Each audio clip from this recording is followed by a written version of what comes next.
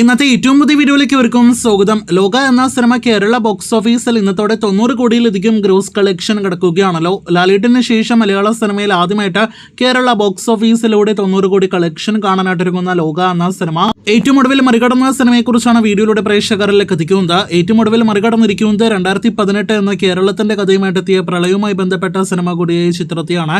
89 കോടി 50 ലക്ഷം രൂപയായിരുന്നു സിനിമയുടെ ഫൈനൽ കേരള കളക്ഷൻ.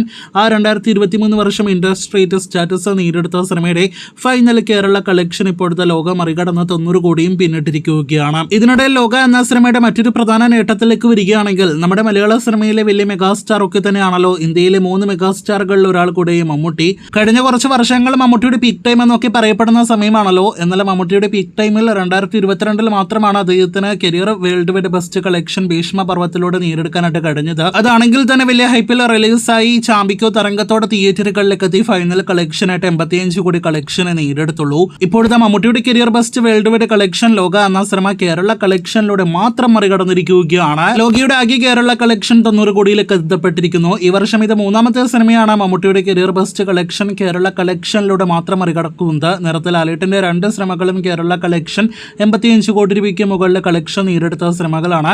അപ്പോൾ ഇതിൽ നിന്ന് വ്യക്തമാകുന്നത് മലയാള സിനിമയുടെ ഒരു വളർച്ചയും അതോടൊപ്പം തന്നെ മമ്മൂട്ടി എന്ന താരത്തിന്റെ ഒരു വളർച്ചയില്ലായ്മയാണ് നമുക്ക് മനസ്സിലാക്കാനായിട്ട് കഴിഞ്ഞിരിക്കുന്നത്.